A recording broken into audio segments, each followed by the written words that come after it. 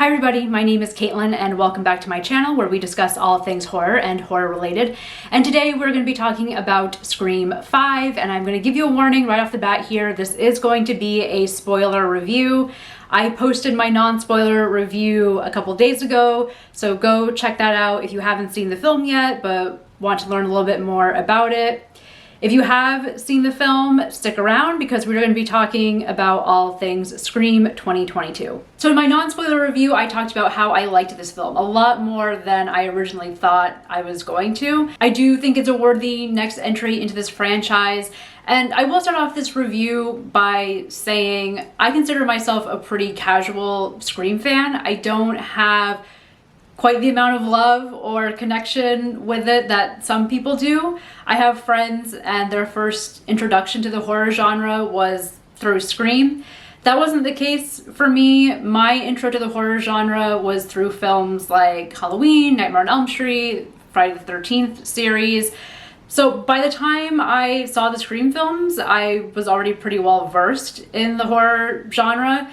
So for me, Scream has always been one of those films that's just a fun movie where characters talk about horror films, but I don't have the strong connection to it like a lot of horror fans do. But I still love the franchise, and I especially love the first film. So from a casual viewer's perspective, I thought Scream 5 did a pretty good job of keeping consistency between this new film and the original franchise. I thought the filmmakers did a good job of keeping the same look and feel as the original Scream films, despite Wes Craven not being involved.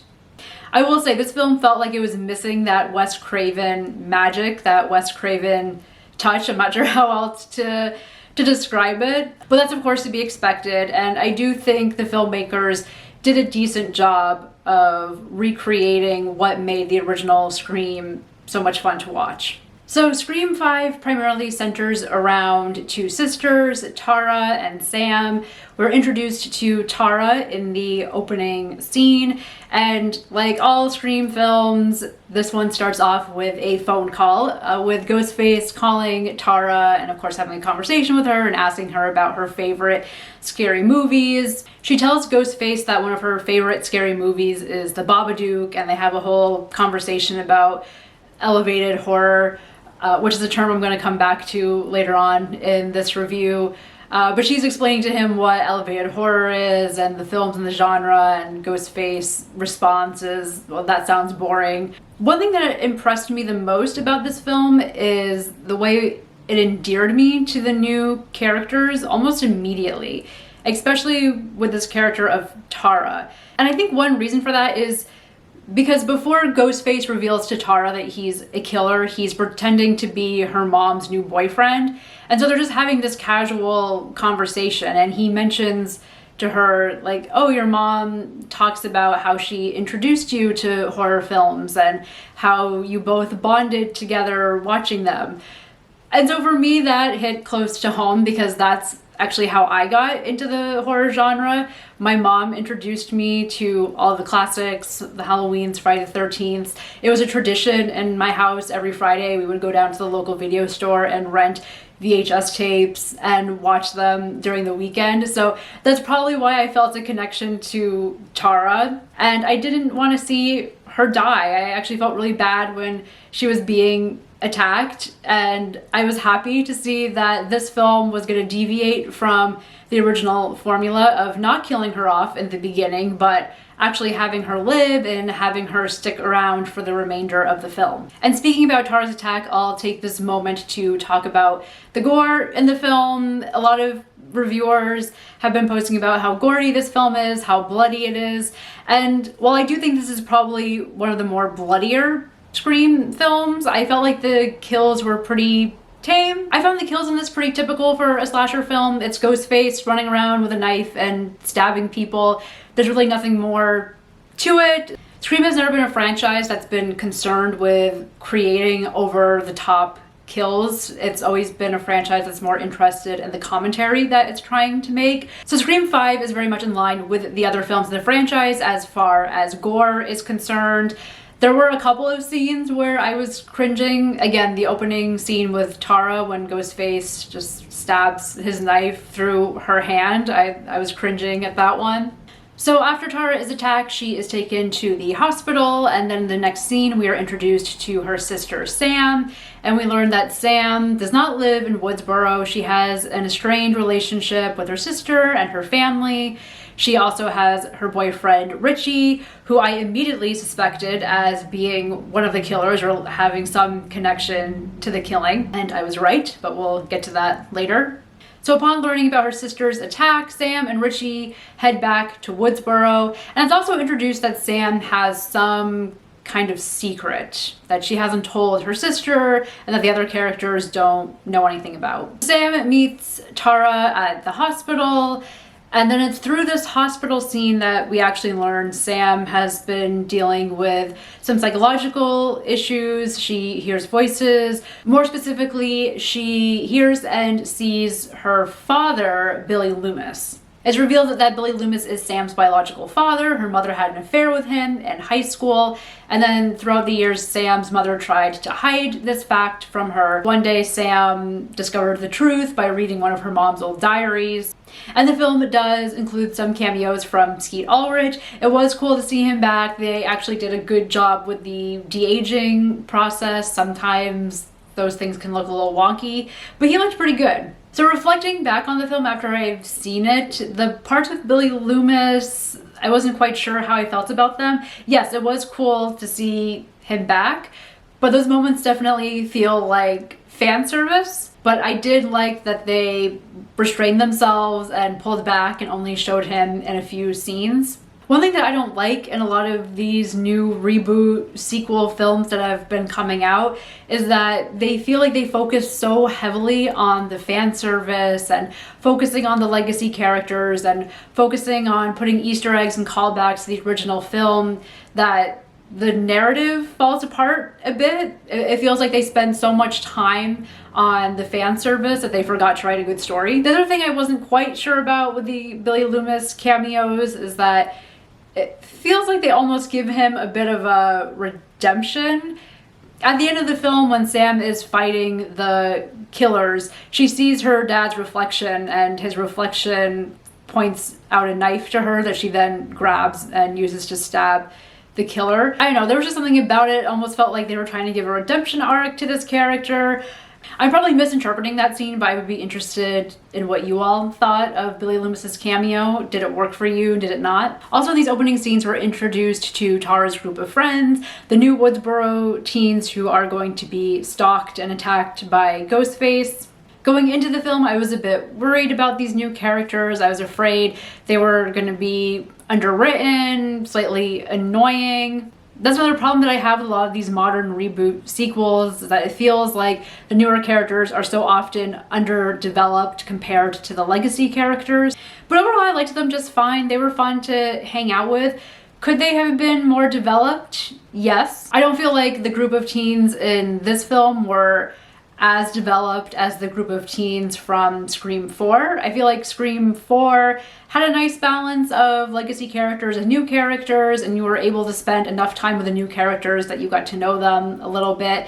Here, you only get them sprinkled throughout. The story really is focused on Tara and Sam, and the other new characters come in and out, but you're not spending that much time with them. So while I liked the new characters in this film, I can't say, aside from Tara and Sam, that there's one character that I'm like, yeah, I would like to see that person come back in a potential sequel. I did like Chad and Mindy, who you find out are related to Randy, and you now have Mindy stepping into the role of explaining the trends in the horror genre and what possible motives the Ghostface killer has, what they're trying to do. And then it's probably not until 30 minutes into the film, at least, that the legacy characters are reintroduced. Sydney, Dewey, and Gail are definitely taking a back seat in this film. They are not the focus, unlike the other films in the franchise. And personally, I liked that. I liked that they were not that involved in this film. I know some people wish they had a bigger role to play. Out of all the legacy characters, the one I loved the most is Dewey has always been one of my favorites in this franchise. He's just so sweet and goofy and lovable, and the poor man has been stabbed more times than can be counted. He makes a joke about it in the film. You learn that he's divorced from Gail. He's back in Woodsboro living in a trailer park. He calls up Sydney to tell her that Ghostface has returned, and then he sends Gail a text that just says something like, "Ghostface is back, don't come here." And then his next text to her is, "Hope you're doing well," with a little smiley face emoji. And then after he sends it, he's just like, "I probably shouldn't have sent the smiley face." It was such a classic Dewey moment. It was so sweet, and it just pulled at my heartstrings. And it's fun to see David Arquette taking on this grittier version of Dewey, but still having these little moments here and there where you can see the classic Dewey, the old Dewey that we all know and love, shines through in certain parts, and it's a joy to watch. And Gail and Sydney, like I said, aren't given that much material. They come in and out when they're needed to help the main characters, but that's really it. The film doesn't go too deep into their backstory. We learn that Gail is now a reporter for a morning talk show. Sydney has moved on and gotten married and started a family of her own. But that's all that the film really gives us as far as backstory of these two characters. I liked that Sydney was kept at an arm's length from what was happening in the film, because honestly, it makes sense for her character. This is a character that has experienced trauma upon trauma, and she's trying to move on. She spent this whole franchise trying to move on. It makes sense that now that she has a family of her own, she wouldn't be jumping in and trying to get involved with figuring out who the new Ghostface killer is. Another thing with these sequels and reboots that are coming out today, a lot of times you have legacy characters that are just sticking around to get revenge. We see this in Halloween, the upcoming Texas Chainsaw Massacre requel is going to have a similar story.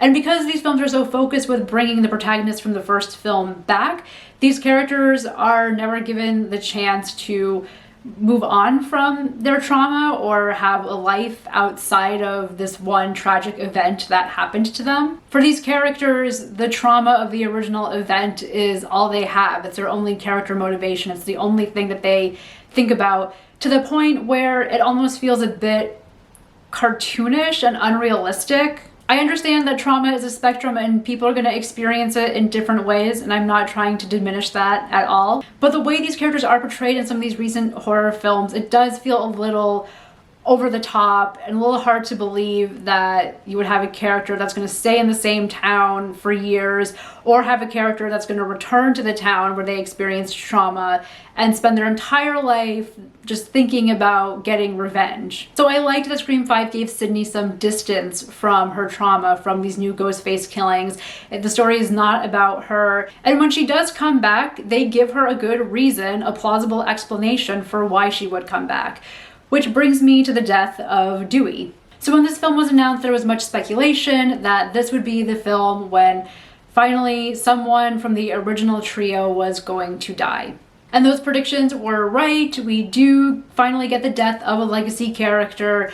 Sadly, it is Dewey. And while I was sad to see him go, again, I do think it was the right decision for this film. In order for the story to keep going and expanding, they are going to need to step away from the original trio and make room for newer characters to come in. The only thing with Dewey's death that I was questioning is it's later revealed that the two killers are Sam's boyfriend and then one of the girls from Tara's friend group.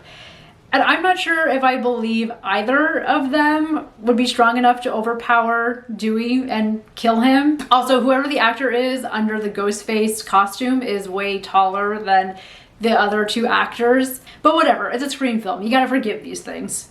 So Dewey's death scene happens in the hospital where Tara has been staying and recovering from her injuries from being attacked in the opening scene. Ghostface comes to the hospital and tries to attack her again. Sam, her boyfriend, and Dewey save Tara at the last minute, and then when Dewey tries to give the final blow to the Ghostface killer, that's when he gets stabbed and killed. And after Dewey dies, Sam is adamant to take Tara out of Woodsboro. They're going to leave. At this point, Sydney returns to Woodsboro and tries to get Sam to help her and Gail figure out who the Ghostface killer is so that they can kill them once and for all. Sam is not having any of it. She's like, no, I'm taking my sister out of here. Her boyfriend, and Tara get in a car and leave.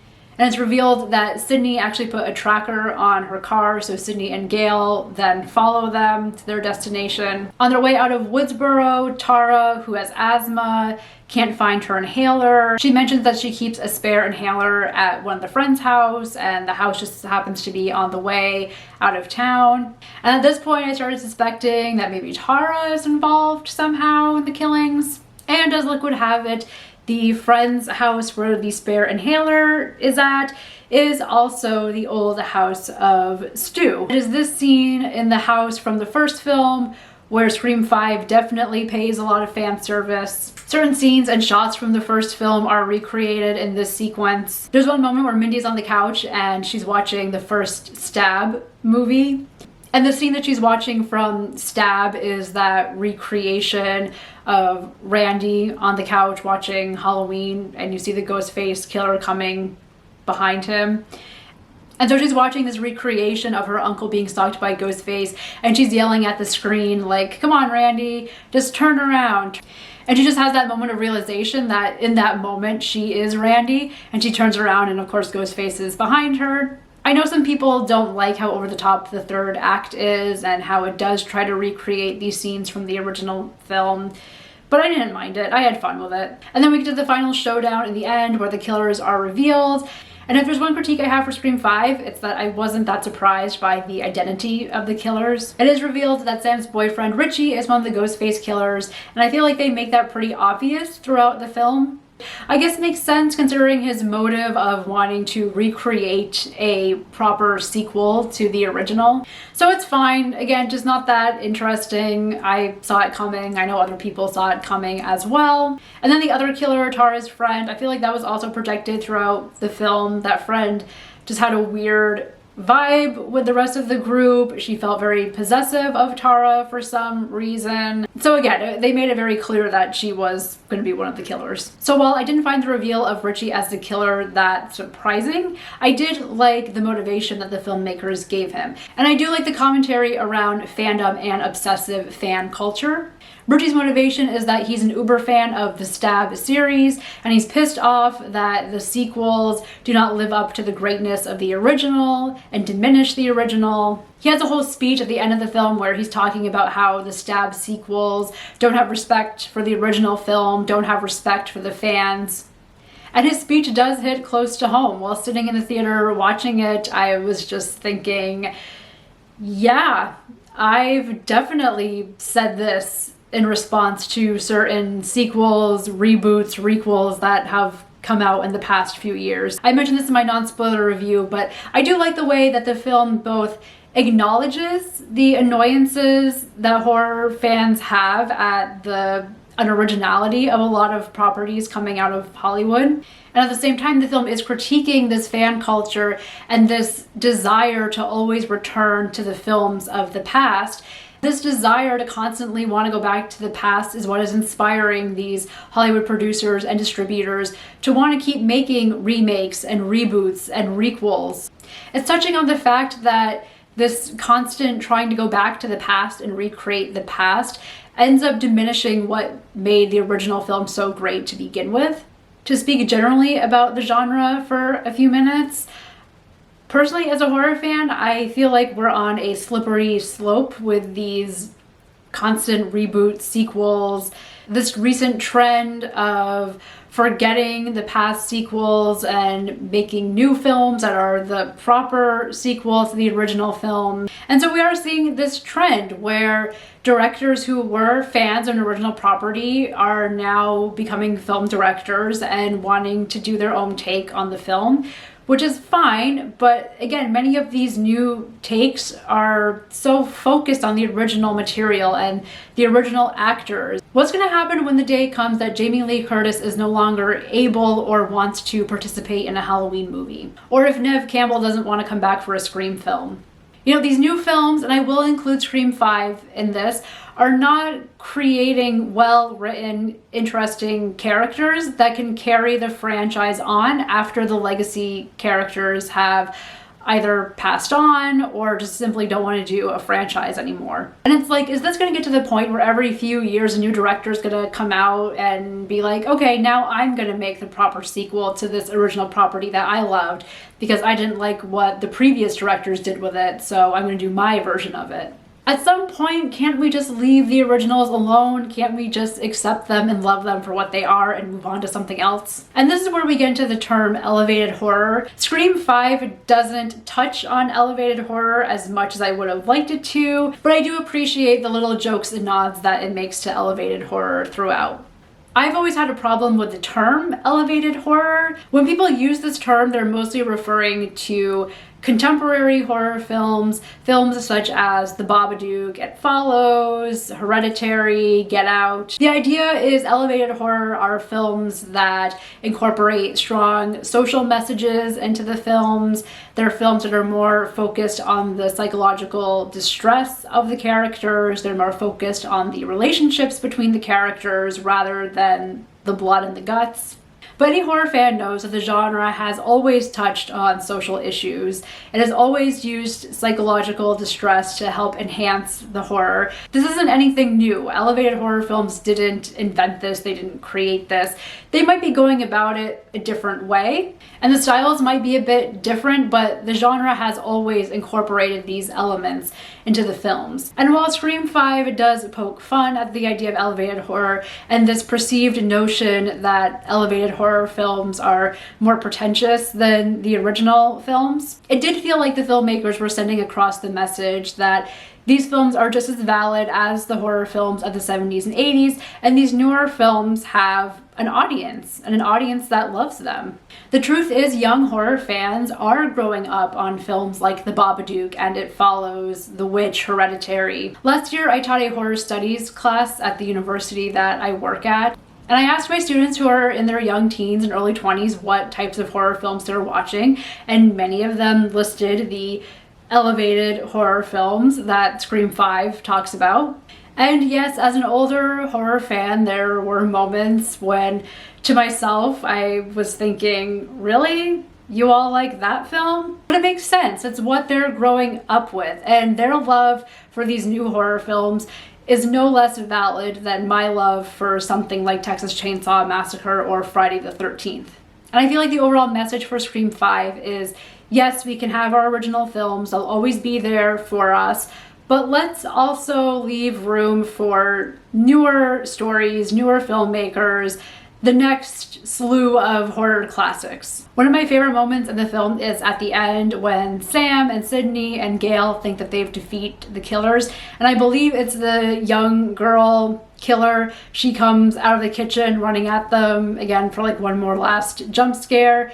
And then Tara comes out of the closet and shoots her. And Tara's line after shooting the killer is, "I still like the Babadook." Like, I feel like that moment perfectly encapsulates everything that Scream 5 is trying to say about fandom and new types of horror films and new fans. And that's pretty much the ending of the film. I did like the final shot when the camera is panning up and showing the house and showing the ambulance and the police cars that have arrived. It's the same ending shot as the very first Scream movie, and sitting in the theater watching it, I started to get choked up. And then right after that, the credits start, and the first thing is a card that says Fort West, and at that point I just started crying in the theater. The film really is a tribute to Wes Craven and celebrates him and his work, and as a fan, I really appreciated that. Alright, so that concludes my spoiler review of Scream 5. I would love to know what other horror fans thought of this movie. Did you like it? Did you think it was a fitting contribution to the franchise? Did you not like it? If so, why? Let me know in the comments below, and I will talk to you next time. Thank you so much for watching. Bye!